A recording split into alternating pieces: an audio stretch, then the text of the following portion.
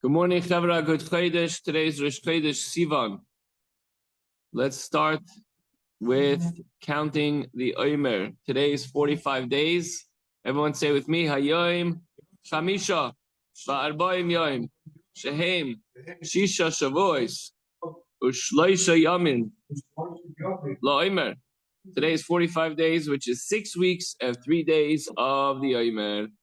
Today is Wednesday morning, the 1st of Sivan, Rosh Chodesh. And we're starting a new chapter in Tanya, chapter 53, Perek Nun Gimel. Previously, it was explained that the Shekhinah is revealed in the worlds through what we call the garments of Torah. On every level, this indwelling revelation is manifest accordingly.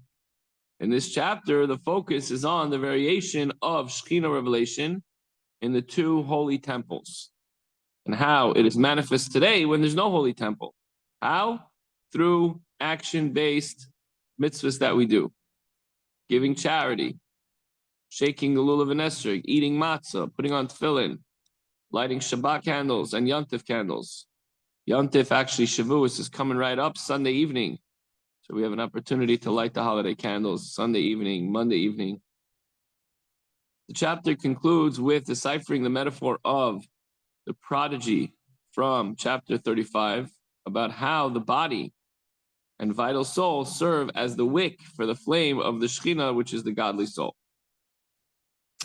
In today's lesson, in the first Beis Hamikdash, in the first holy temple, the tablets which contained the 10 commandments were the resting place for the Shekhinah. So where did the Shekhinah reside? In the ark with the tablets. This godly revelation bypassed the order of downward gradual evolution of tzimtzum, of contraction, being manifest godliness. So there was a great revelation within the luchos which were housed in the holy Beis Hamikdash. And by the way, on Monday, we're reading the 10 commandments in the Torah on Shavuos. So everyone, please find yourself in a synagogue, in a shul, in order to be able to hear the 10 commandments being read on Shavuos, the holiday that we receive the Torah. Perek Nun Gimel, chapter 53. So the Alter Rebbe explained in previous chapters that the light of the Shekhinah and illumination, utterly transcending the realm of the world, must have a garment which enables it to radiate there, wherever it is. That the garment of the Shekhinah is Torah in every world, not just our world. There's found the intelligence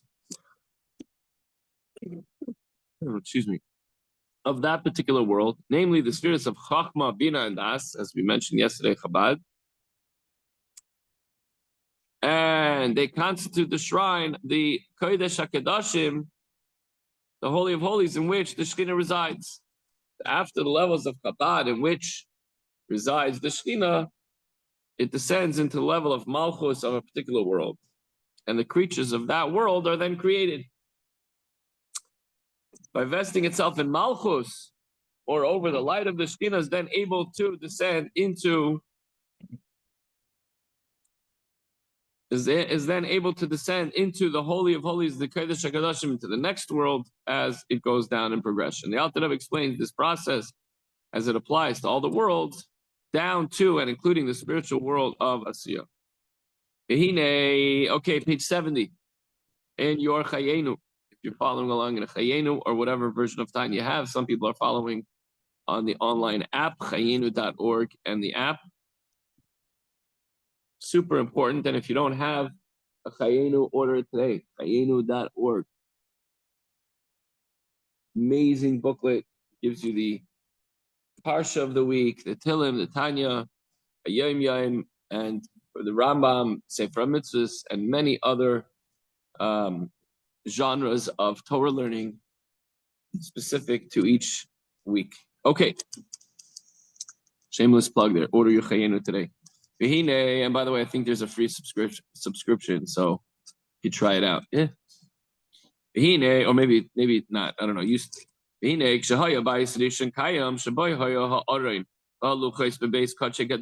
the time of the first Beis Hamikdash.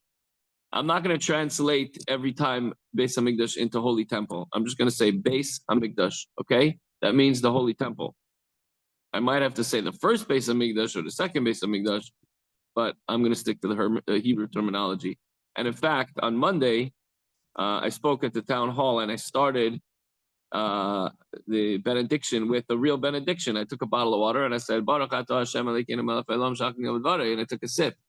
And when I got back to my seat, Reverend Adams, who was sitting next to me, said, I like the Hebrew. Let's do more Hebrew. So let's do more Hebrew, Chaver. Beis Hamikdash. Binik shaya bayis rishon kayim sheboy haya ha'aron va'alukas bebeis kachi gedashim. At the first Beis Hamikdash, in which the Aron, which is the ark, I'm not going to translate it each time. Now you're going to know it's the ark. The ark is the Aron, and the tablets are the luchos, or the luchot, however you say it, but I say luchos. Were housed in the Kadshe HaKadoshim, the Holy of Holies. The Shechina, which is the Malchus of Atzilus. That is Shehi Bechinas Gilui Oren Seif Baruch Hu. That is the revealed light of God, a light which intrinsically is infinite and transcends all the worlds, and nevertheless was revealed in them. In what? The Luchos, which was in the Kodesh HaKadoshim, in the Beis HaMikdash.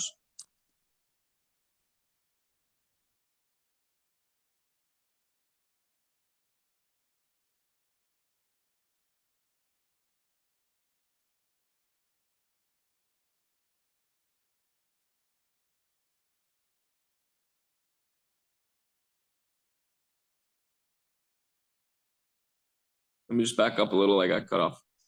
The Shechina was revealed in the Luchos, which are the tablets, in the Kodesh HaKadoshim, in the Holy of Holies, in the Beis HaMikdash, in the temple, the first Beis HaMikdash. And they were, and so the Shechina was enclosed in the 10 Commandments and the Aseres HaDibros, which were engraved upon the Luchos, which are found in the Aron, in the Holy of Holies, in the Kodesh HaKadoshim. Yes, it says, Migiluy Rava Otzum Yosem Migiluya Behecholis Kachi Gedoshim Shalamayla Mayla V'Seliyanim. In fact, the revelation that was there, again, was so intense, with a great and mighty revelation, that it was even higher than the revelation that the Holy of Holies, the Kodesh HaKadoshim in the higher worlds presented. So what does that mean? What does that mean? This refers to the worlds of Asiya and Yitzira. That's the worlds just above us. Yitzira, and then Asiya, and then there's Bria. I'm sorry. Asiya is right above us, Yitzira, and then there's Bria. So it's Bria, Yitzira, and Asiya. For even in the world of Yitzira, the Shechina illumines only insofar as it has previously clothed itself in the Kodesh HaKadoshim of the previous world, of Bria. The level of Shechina manifests in the first Beis HaMikdash, however, though it too was manifest only through having been enclosed in Malchus of Bria, so it also came down through this gradation of contractions. But even after this concealment, the illumination in the first Beis HaMikdash was still on the level of the world of Bria, which is the second highest world after Atzilus, and not of Yitzira, which is below Bria. So there's like this jump. There's it goes down all through these contractions, and then suddenly there's a greater revelation than the two higher worlds above us. So the Alter Rebbe is going to ask and answer the following question. How is it possible for the Shekhinah to be found there to a higher degree than the upper worlds? So he answers, the Aseres HaDibros, the 10 Commandments, are the all-embracing principles of the entire Torah. As explained in the Izharis of Reb Sadia Goin, the 10 Commandments incorporate all the 613 mitzvahs. Here you have only 10 commandments. What about all the 613? So Reb Sadia Goin explains that the 613, the 10 include all of the 613 mitzvahs. See also the beginning of Tanya chapter 20. The nafka migay chachmei la de le'ela ma'alma diskalia. So the 613 mitzvahs, which are included in the 10 Commandments, derived from the level of the supernal Chachma, meaning the Chachma of Atzilus, that's far higher than the world of manifestation. It's far higher than Malchus of Atzilus, which is the lowest level of Atzilus, because it reveals the light of the Ein Sof to the world. The supernal Chachma is where the Torah came from. And the Ten Commandments include the entire Torah, all the mitzvahs. As explained earlier, for this reason, the Torah is able to act as a garment, so to speak, that does not become nullified in the light of the Shekhinah, which garbs itself in it, since its source is higher than the Shekhinah. So how could the Shekhinah be hidden within the Torah? Because the Torah comes from a higher level than the Shekhinah. However, in order for Torah to act as a concealing garment, it has to go and descend down to the level lower than the level of Shekhinah, thereby enabling the light of the Shekhinah to be received by created beings. So the Torah has to go all the way down and sort of, so to speak, be lower in order for us to be able to access the Torah, learn the Torah, become one with the Torah. However, as Torah descended into the Ten Commandments engraved in the Luchais, it did not do so in a manner that would make it similar to other physical things. Rather, as Vasumi explained, it remained on a level which is higher than the previously mentioned upper worlds. So even though it's clothed in a physical object, the tablets, and its letters on a tablet, still it was a phenomenon. The luchais,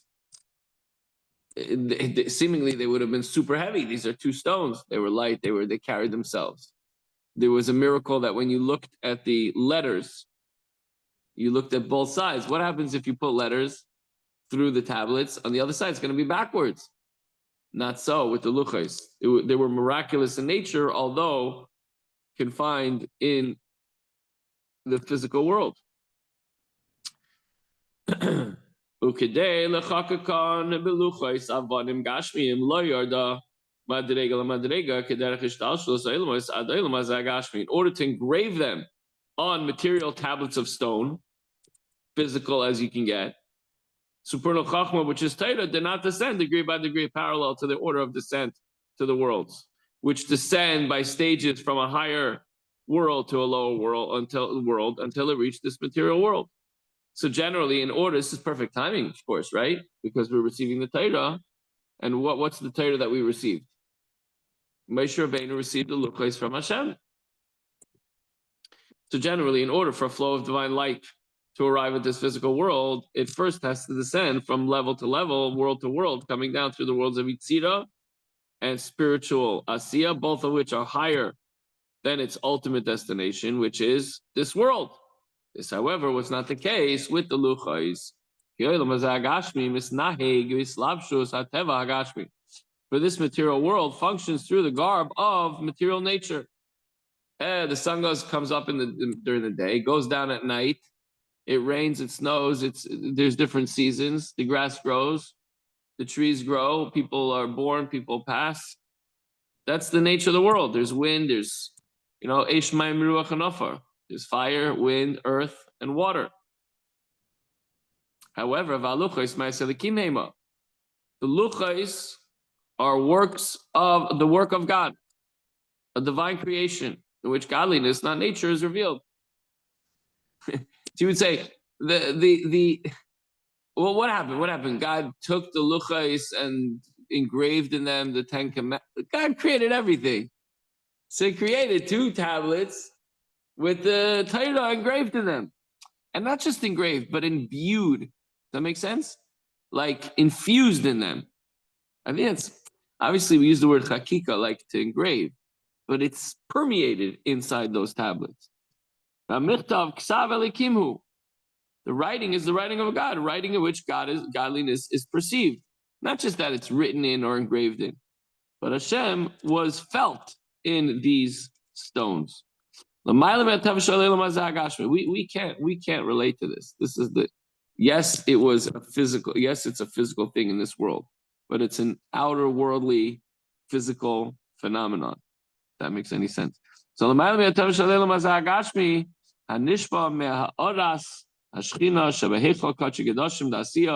שממנה נמשך אור וחיוס לעולם העשייה, שגם עולם הזה בכללו. Beyond the nature of this material world, which is derived from the radiation of the Shekhinah in the Holy of Holies of Asiya, Kodesh Kodashim, from which the light and energy issued to the world of Asiya, in which this physical world is also included. So the ray of the Shekhinah, that ray of godly light, which is in the Holy of Holies of Asiya, gives this physical world its energy, its vitality, after first being garbed in Malchus of Asiya, as explained earlier, but this was not the case when it came to the Luchos. What are the Luchos? The tablets, the 10 Commandments. Now, the Bechinas Chachmoi Law, that Atzilus she klolos hatera shabiyud hadibros, the Slabsha, the Malchus, the Atzilus, the Bria Levadon. But the level of the supernal Chachma of Atzilus, consisting of the totality of the Torah, as it is encapsulated in the 10 Commandments, clothed itself in Malchus of Atzilus and of Bria alone, and did not clothe itself further in the world, in the lower worlds. They alone, Chachma of Atzilus, not Malchus, Chachma of Atzilus, as it is garbed in Malchus of Atzilus and Malchus of Bria, without further vestment, united as they are with the infinite light of Ein Sof that is within them. And they are called Hein Anikrois B'Shem Shechina. They're referred to as the Shechina. Hashoyre B'Kodesh Kodashim L'Bayis Rishon, Aidei Slabshusa B'Yud HaDibros, HaChakukois, Haluchos, Shaba'arim B'Nes, which rested in the Holy of Holies, the Kodesh HaKodashim, in the first base of Migdash, through its being vested in the 10 Commandments, the Aseres HaDibros, which were engraved by miraculous means in the Luchos, which rested in the Aron. As our sages tell us in Megillah, that the letters Mem and Samach, circular letters hewn through the entire thickness of the stone, stood in their place miraculously. Okay, remember we said before that it was like, the letters would go through, and if you see it from the other side, it would be, it wouldn't be backwards. But here, he's saying like you have a Mem or a Samach that it's round. So when you write it, there's a dot in the middle. So what would happen with that dot? It would hover in its place, exactly where it should be. Forgot that part. And the whole idea of these tablets, these luchos, and the 10 Commandments were the work of Hashem, the living God, Elikim Chaim, who alma diskasya, Hamakanin, this being, this being in terms of Spheres Bina of Atzilus, which is known as the concealed world, which nests in the world of Bria, as is known to the students of the Kabbalah. So speak to Steve if you want to know more about this. Those familiar with the Kabbalah know that Bina of Atzilus radiates into the world of Bria, a world which still remains in the category of concealed world, meaning it is the category. It's how do you say that? Categorized, thank you. As the world, but not a world whose independent being is revealed, in that the world of Bria is aware of how it is wholly dependent on Hashem. Okay, that's deep. You have to go to the Kabbalists to understand this. But the takeaway for today, Chevra, is that the 10 Commandments, Aseres HaDibros, given to us at Har Sinai, incorporate all of the commandments of Hashem, and they all come from Hashem's wisdom. This divine light was miraculously embedded within the physical tablets. That alone is a tremendous phenomenon. Unbelievable. That Moshe Rabbeinu brought down from Hashem, directly from heaven, past it, obviously it rested in the Beis HaMikdash, but the content still lives within us, and within the Torah that we learn, the Torah that we connect with, and the Torah that we fulfill through the performance of mitzvahs every single day of our lives, until we build the third Beis HaMikdash to see once again the revelation of godliness in this physical world. Have a wonderful day and a good Chodesh Sivan.